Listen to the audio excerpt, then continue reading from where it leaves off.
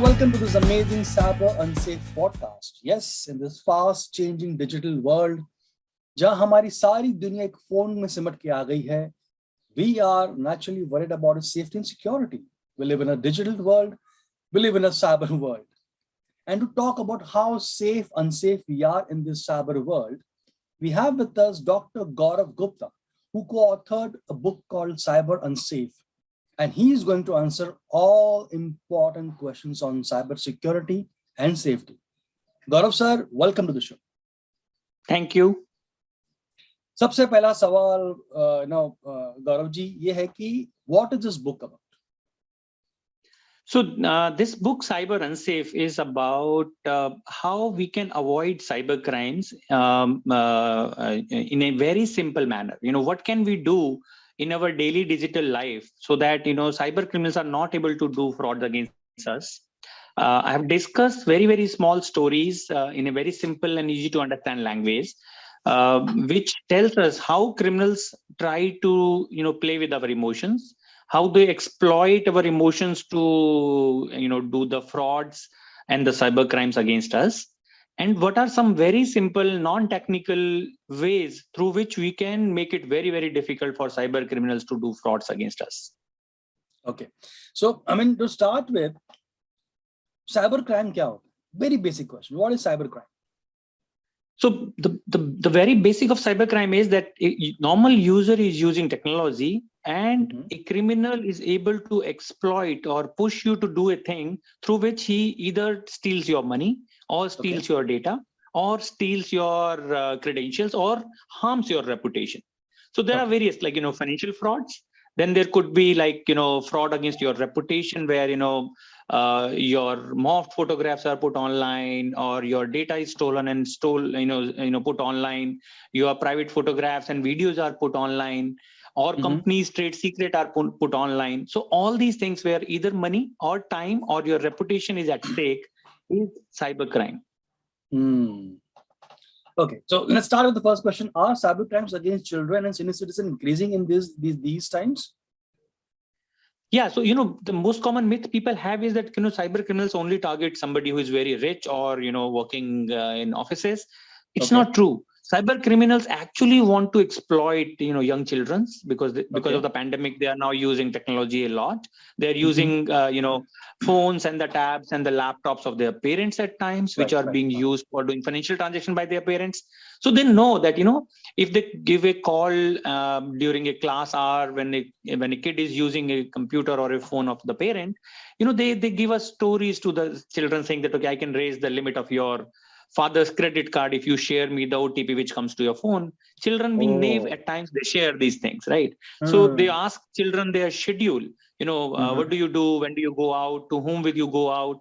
So because what they want to know the schedule so that, let's say they can do a conventional crime of kidnapping. So if they know that, kid is going with the maid at a particular point of time to a sports class, they can probably in between capture the child and, do the kidnapping. So they do a lot of crimes where they target criminal children because children are probably not, so aware about, what all precaution they need to take in digital world. Similarly, for the senior citizens, senior citizens are today sitting on the nest egg. They have the retirement fund with them. They are the ones who use technology less. So what happens is, criminals know that, elderly are shy in terms of asking to their, sons and daughters about how to use technology. So in guise of helping them, and they will appoint or they will hire somebody who will talk to them, sweetly and try to help them in terms of, helping them doing the technological activity like doing a KYC, like setting up their account for pension and the banking transactions. And in guise of helping, they ask them to install certain applications on their phones or devices, like AnyDesk, which can be used to do mirroring of their screens. Now what happens is if I can mirror your screen or I can get the rights on your phone, I can now do all the transactions sitting remotely from your phone. And that's where they do a lot of frauds because senior citizens do have a lot of money these days. So that is how they're exploiting both children and the senior citizens. But see, in either case, बच्चों का तो they unknowingly do it because they don't know, कि कैसा होता है. But in senior citizen case, are they equally unaware of the consequences or किस तरह से, or or the cyber crime criminals are very smart in, disguising this as a help. You're pushing some kind of app on your. Yeah, so senior citizens का क्या होता है कि उन्हें नहीं पता होता है कि कैसे सारी टेक्नोलॉजी यूज करनी है. They find themselves handicapped in terms of using all the new apps and the new features. So यहाँ पर क्रिमिनल हेल्प करने के बहाने, उनको बताने के बहाने, और they will also try to win the trust by telling them some normal things, like they will tell a suitable match where their young ones, like their son and daughter, they will suggest a match. So they will win the trust. And once they win the trust, they will say, okay, if you're finding something difficult, let me help you. And then they will say, okay, if you're not able to do it, you install this app from which I can do it sitting from far off. And that is their objective. Once they get the access of the device remotely, they do all financial transactions and they do it in the middle of the night, so that by the time you will know, it will be morning and few hours are already gone. And that's where the frauds happen. So I have detailed all these things in book Cyber Unsafe. Okay. Makes sense. Because my parents are there and they use smartphones, but obviously they are a little more knowledgeable about things happening in the cyber fraud. But I can understand कि help करने आता है, तो it's very tempting कि चले यार विश्वास हो गया तो आगे भी तो देख लेना. Then that is where the trust deficit comes in. Right, absolutely. So criminals actually exploit emotions only. At times, what they will do is they will give it threatening calls. They will say that if in 5 minutes you don't do it, your account will be locked, and then your pension money will stop coming. So a senior citizen at that age will get intimidated, right? So he will think कि कुछ गड़बड़ हो जाएगा, then this will be a loss of reputation of mine in front of my kids. What will my kids think about me, that I could not do the one simple job? And that's where they get into the trap, and then they do actions which they are not supposed to do. Right. And ये मतलब financial crimes तो एक तरह से, दूसरा जो बहुत open है, for example social media. So how do you safeguard yourself in social media, risk? Right, absolutely. So it's a very important question. Social media is fun for all of us. We all love to be there on social media. We post photographs, when we post photographs of celebrating at home, going somewhere outside. But whenever you post any photograph on a social media, not only you post the photograph, you also post a lot of other details which are hidden inside the photograph. Like what kind of camera you have used to take the photograph, whether it's an iPhone or a normal Samsung phone or Android phone, that information is inside the photograph. The GPS location of the photograph is also inside the photograph. So when you are posting that when you are posting a photograph saying that you're eating at home or celebrating at home, your home address in terms of GPS location is going out. And then when you're posting that you're going to Goa for 5 days, then also, the criminal will know that your house will be empty and you are not there, and your house address is there at GPS location. So a lot of conventional crimes are being done through social media information mining. So you might know that, many people will send you a friend request where the name is very common. Let's say, some common name like Rahul, they have taken a photograph of a celebrity, and you may not remember who that person is. So you may have some friends whom you don't know, and they have a celebrity photo as their, profile photo, and you have accepted the friend request. They are there to mine the information. So they will keep on track of photographs you are posting. They will now extract these photographs and then, find out, okay, this guy is using an iPhone. That means he must be wealthy. This guy is staying at Gold Coast Road. That means this guy must be wealthy, right? So they extract this information to figure out the target. So social media is the best source for criminals to mine information in that sense. So you should not post a lot of information about you on social media, or else if you have to post, strip off all this information, extra information. You only post photographs, stripping off the metadata of the photograph, and that is very easy to do. Oh yeah, I mean, I did not know that, photo डालो तो उसका location चले जाता है. I myself did not know this. Forget about other people. Yeah. Yes, so that is very common. We just take photograph from phone and share immediately. So there is something known as EXIF data remover tool, which can remove the extra information from the photograph. Wow. Or other options could be you don't go public with that, with that photo in Facebook. You only have friends of friends. So only friends will see the photo. Ye bhi option hai, right? True, absolutely. Yeah. So minimize it, or else remove extra information, or else post photos which are old and post dated. Let's say if I post 2 years back, I was at this particular location, then chances of misuse of that particular information is less. It's like, cyber criminals are doing digital Reiki on you, and they know where you are or where you're not. Yeah, absolutely. Okay. Absolutely. Tell me how criminals are able to do cyber crime and कितने अच्छे से करते हैं वो लोग, they have learned all these things. कैसे कर सकते हैं? So so it's like they understand your psychology. They know that, okay, it's like if I ask you which leg you put first when you wake up in the morning, you have to think for a second, right? If I Right. ask you which leg you put in your trouser first, again you have to think for a second. You do something every day, but you are not able to stop yourself from doing it the same way. Let's say if I ask you that tomorrow put the other leg first, which you were not putting on the floor when you get up, you can't do it. It is happening subconsciously. Right. So criminals know that in digital world, people have a set pattern of doing things. So now what they do is they will use this set pattern to their advantage. They know that when you're installing a software, you will keep on saying next, next, next, next without reading anything. So they will put something in between, which will also install some extra software on your device. Right. So they understand this psychology. That's where they design their techniques or their stories in that creative manner that you are not able to stop from falling for it. For example, they will send you a link saying that, okay, this is the link for, somebody is trying to hack your, let's say, Yahoo account. And this is the link where you can go and reset it. So it will not be YAHOO. It will be YAH00.com. So O and 0, our eyes can't differentiate. Right. So your eyes will read it at Yahoo, whereas it is YAH00.com. So they're exploiting our senses, right? So that is how they do phishing frauds.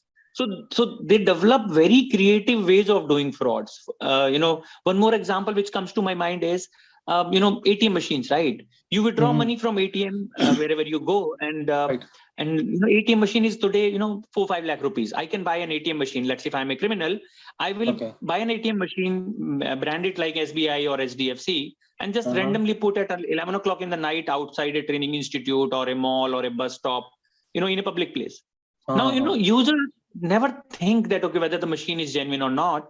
They will insert their card, they will put their PIN, and machine will say no cash. Oh, right. So what should we do?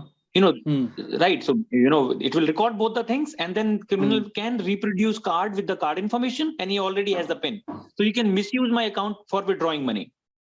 Oh God. The simple solution is whenever you use ATM machine, whether it's a new one or the old one, whether you are sure or not sure, put your PIN wrong once. Now what will happen is, if the ATM machine is genuine, it will connect to the backend server of the bank and check your PIN. And if your PIN is not correct, it will say it is not correct. Whereas a counterfeit or the fake machine does not have any means to go back to the server and check your PIN because it is not genuine machine. Right. So if you put your PIN wrong once and the machine says no cash, that means you should run away from that machine. This is a counterfeit machine. Oh God. Right? So if we can just make a practice that, whenever we are withdrawing money from an ATM, for the first time we put our PIN wrong. And if machine says it's a wrong PIN, that is where I have more safety that this machine might not be a counterfeit machine. Right. So this is a simple non-technical way of avoiding frauds. So these kind of things I have written in the book, Cyber Unsafe. Wow, there's like counter intelligence to criminals. मतलब उनका ही दिमाग पे उल्टा कर रहे हो.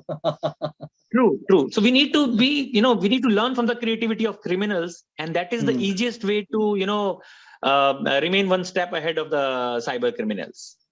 Okay, Gaurav ji, एक हमें emails आते रहते हैं, free gift, free things. Yes. ये क्या है? मतलब it's very tempting to go and check and add details, give email ID, phone number. How do you kind of say कि क्या गलत है क्या सही है? So, free is something which is very exciting for criminals because they know as soon as they say free, people get, they get the people's attention, and that is where they try to do fraud. So, there are three kinds of free things which I would talk about. One is that, they intentionally will give you something free. For example, you will receive a parcel at your home which says that, okay, you have received a free pen drive. Right. Then second is you whenever you are in a parking lot in a shopping mall and when you are about to get into your car after doing the shopping, there might be a pen drive lying near to your car door, and you will be picking it up. And then even if you are having good intention, you need to plug it into your computer to find out whose is it, right? So these kind of devices which are given to you free, either accidentally in parking lot or sent to you as a gift to your home, which you are not bought. All of these contain malicious softwares, viruses. Right. So the idea is once you plug in these devices to your computing device, they get infected, and now they can record everything you are typing. They can do all sort of misuse of your private data. So anything, any hardware which is coming to you free without asking, you should be really, really, scared of. Should not plug in into your computers. You should not accept it. You should just discard it or throw it away. Do not get tempted to use it, because once you use it, they will rather get all of your data, all of your money, and all of your whatever you are typing on your keyboard. So that's a risk. That's one. Second is, let's say you are, we all are dependent on our smartphones today, right? And we are traveling, and whenever we have, let's say phone battery about to die, we have a mad rush of finding a charging point, right? So if you might have seen that, in malls, in airports, there are kiosks, because charging points are not available for putting your charger in for the safety reasons at times. But they have these sponsored kiosks which are providing you charging stations, where you have a lot of wires coming out, and you can select which one fits your phone and can charge your phone. All these are also able to steal your data, and as well as transfer malicious software on your devices. So in case you have to charge your device for free, because they're giving it for free, right? So that free actually is luring you to do a fraud against you. The simple solution is, if at all you have to charge your phone in public through public charging cables, first charge your power bank, and then from power bank you charge your phone. And in case you don't have a power bank, then you at least switch off your phone, so that it is right now not working, so that because your phone is off, then nothing can be installed on your phone, right? So you should not charge your phone while it is on in public, because that way you can be inviting viruses and malicious software on your phone. Third, free is the free Wi-Fi. Thank you. I was about to ask you free Wi-Fi. आपने मेरी मतलब जो सोचा था वो आपने बोल दिया. Yeah. So third is Wi-Fi, right? Free Wi-Fi is again very dangerous, because free Wi-Fis are not encrypted. So whatever you are doing on your phone, whatever password, username, and information you are typing, it can be snooped or intercepted by a criminal in the same network. And that is intentionally designed like that, free networks are designed to snoop on you. And today, in the era when 4G is not very costly and very fast, I think we should never connect to any unknown network, because that is a big risk and should be avoided. Right. So these free things are basically, wherever you see free, you should be extra cautious and try to avoid as much as you can. वो कहते हैं रोटी कपड़ा मकान and wifi, ये चार चीजें हैं, but be very careful free कौन दे रहा है, क्या दे रहा है. Yes, you carry your own Wi-Fi in terms of 4G connections, or use your home router. Otherwise, avoid it. See, I'm sure, once we read the book, we'll get, more ideas, very commonsensical ideas. For example, अगर कहीं phone charge कर रहे हो, तो phone बंद कर दो. It's very simple. There's no brains about it, but we never think about in that direction. So I'm sure Cyber Unsafe book will be very helpful for people who read it in that manner. Now, absolutely. So this is right now bestseller on Amazon in internet and social media category. I've got great reviews. Around 100 reviews are there, which people have appreciated the simplicity as well as the effectiveness in terms of countering computer frauds and cyber crimes. Yeah. जिस तरह से आप समझा रहे हैं, I'm sure the book will be equally, easy and easy to understand even for a non-technical person. But tell me, Gaurav ji, क्या obviously the cyber criminals are very smart and they keep on inventing new ways to lure new customers, right? New vulnerable people. True. Is there 5 things that you should always do that will keep these people at bay? 5-6 चीजें होती है ना, like OTP कभी share मत करना, these things, they're universal. Young child, and they will have a different story. If you are an adult who is pressed for time, so for example, they call people and a person says that I'm in a meeting, they will say, sir, your phone is about to get, because of the lack of KYC, your SIM is about to be closed. Because if your SIM is closed, that means you can't be using your internet. That means you will not be able to do the meeting, right? So they will say, sir, your SIM is about to be closed, and one OTP will come. If you share that OTP, I will renew the SIM validity. Since the person is about to get into a meeting, he will not have, he will be panicked, and in that panic he will share the information. So they do psychological analysis. They understand the importance of what you are going to do, and accordingly they place small story which can be helpful for them. So that is how they keep on finding out new ways of doing frauds, new stories, and that is how they proceed for frauds. Okay. So these are things you have to don't do and can do in terms of cyber safety. Yes. So what I have done is, in the book I have given real world scenarios how fraud has been done, and then we have given a lot of non-technical ways of doing, stopping frauds. In case of a fraud, person doesn't know what to do, right? So there are, it's like in medical world, when we say where there's a heart attack, there is a golden hour. Similarly, when there is a financial fraud which has happened, there is a golden period of time in which if you report to the right set of people, money can be stopped in the system and it will not be used by criminals. So let's say if your Paytm, somebody has done a Paytm or a wallet fraud against you. Now what happens is, before this money can go out from the Paytm wallet of the criminal, because he has taken it from your account to his account, before he can spend it or he can withdraw it, if you take action on the right time, like in golden, in that half an hour, if you report it to the right person, and that is, Government of India has a website which is cybercrime.gov.in where you can report it. But before that, you should call a number which is 155260. I repeat, it is 155260. It is a number where if you report a financial fraud, this team can stop money wherever it is. So if it is into a criminal's bank account or a criminal's Paytm account, the money will be stopped right there. It can't be then withdrawn. It can't be used for shopping. But if you don't report it to them and you do all other things, you go to bank and you go to police, meanwhile, the criminal may use this money and then it becomes difficult for anybody to recover. So best thing to do is you report it to this number first with the transaction ID of whatever has gone wrong. They will be able to stop money in its tracks, and then you can file FIR, then investigation can happen and the money can come back to you later on. So we need to know what is the right step to do, right? We may all know what to do, but may not know the right sequence. So the right sequence is report to 155260, file a complaint to cybercrime.gov.in, and then take further action. Okay, so this 155260 number is a national number. Anybody can call with this number. Yes.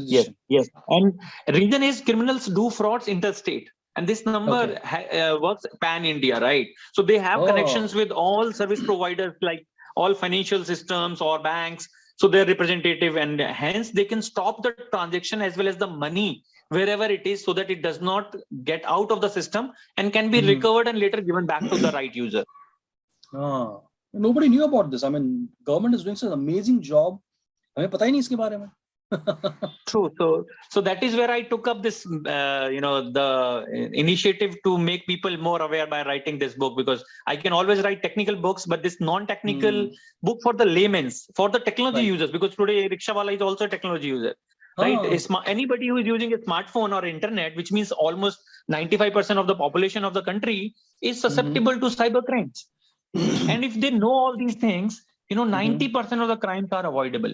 If we are just little aware, if we know how things go wrong, if I tell people that if you read my book, 95% chances are there that no cyber crime can happen against you. You have to update yourself, and every consumer has to need to update in terms of क्या करना चाहिए, नहीं करना चाहिए. And this book is an amazing book to to read and be safe in the cyber world. Gaurav ji, I just wanted to ask you, what is your opinion about privacy? Privacy, काफी लोग बात कर रहे हैं, तो is privacy also closely related to cyber crime, online crime? Sorry. So what I'm saying is privacy. I'll take it again. So for privacy is actually contextual. What is private to me may not be private to you. I want to tell word my salary, whereas you may not want to tell what is your salary, right? So let's say people post their day-to-day activity and photographs online, whereas some people like, Virat Kohli and Anushka Sharma, they don't want to post their daughter's photo, right? Even the face, right? So privacy is contextual and dependent on people. But in today's digital world, when you sign on to your devices through Google, because to use a smartphone, you need to sign on with some kind of Gmail or an email account. Online platform. Online platform. So your privacy is very little. So what you can probably do is you can make it difficult for somebody to track. For example, that we all have wearables, right? Smartwatches, your phones. They all have sensors. They record the way you walk, when you were sleeping, what you were doing. right? So if you just go to Google Takeout, Google records all the information about you. So if you want to know what you were doing exactly 1 year back today at this point of time, you can actually go to your Google account and check it. It will know what was your GPS location and what were you doing, right? Which restaurant you were in. Your car records which GPS location you have traveled. So today we are in a world where we all are, surrounded by sensors of wearables, phones, cars, electronic devices, Google Homes, and whatnot, right? So everybody is recording information. But what we can very easily do is we can turn off all the non-essential information being recorded about us. That is one. Second, what we can do is all this information which is being recorded is stored against our account. Let's say if you go to Google account of yours, it will have all the data about you which has been recorded. Now, what you should do is go to Google account, download all that information, and then delete it from Google account. So that if tomorrow somebody gets access of your account, he does not know what all you have done in your life. Right. So idea is information will be recorded, but you can manage it. You can download and store it offline and then delete it from the online world so that it can't be misused. Okay. Right. Gaurav ji, I want to ask you one thing. Cyber crime jahan karna itna aasan hota hai, do you think it's also equally easy for police to solve them because there's a digital fingerprint all over the place? See, what happens is digital artifacts are very easy to mutate and they are very fragile. So if you take action in time and in proper way, in the most golden of the hour, cyber crimes can be investigated. Problem comes when you take longer than usual to report it and you do not follow right set of process. Then what happens is the evidences can go haywire because they are fragile, they can be overwritten or they are not very easily available. So idea is action on time. That means that's where I say awareness is most important. Once you know that all these can be investigated and what to do and what is the right step, if you do that, if you are aware and if you take action in the right manner on the right time, most of the cyber crimes can be investigated easily.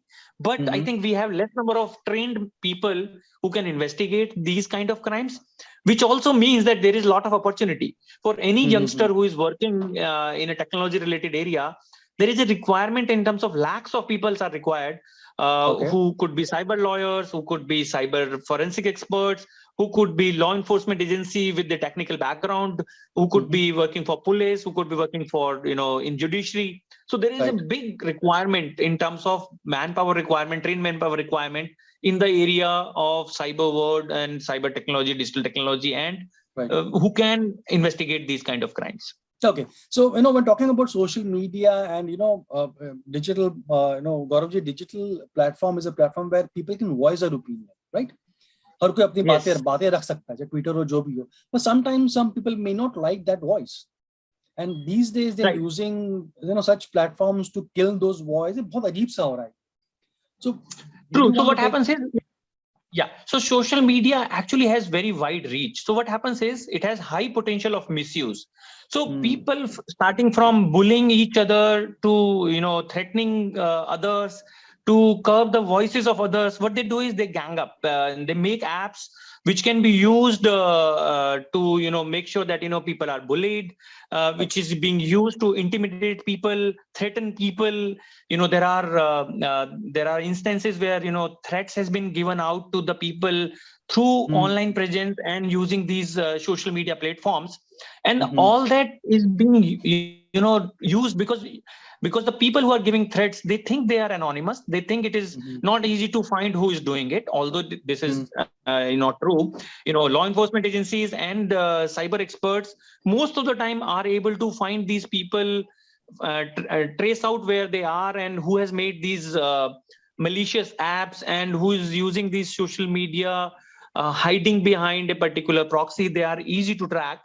But then because of the sheer volume and the reach of the social media, people still continue to misuse social media platforms for propaganda and various other malicious things. Yeah, I think Gauravji, the social media is like a power. Any power can be used and misused against anybody. You can't say कि ये गलत है सही है, but you have to be careful about what you say and what you post and be sure that आपने कहा था remove the metadata so that you safeguard yourself against future problems.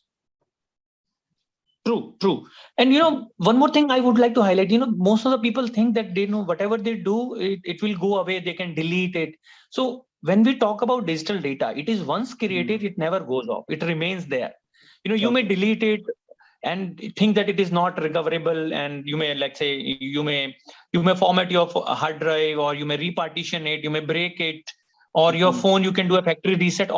Whatever you do, all the information which was there on your devices can be recovered very easily, and it is being done. So let's say if you sell your phone as a second-hand phone, first thing what people do, the criminals buy all the second-hand phones, take it to their makeshift lab where they use free software to recover data. So they will recover all the data which they can recover. In 95% cases, they recover almost all the data. Now they segregate this data. Now they will try to find out photograph of a credit card or a username or a password. They will segregate your personal videos and photographs to blackmail you, or to take a revenge, or to host them on a porn site.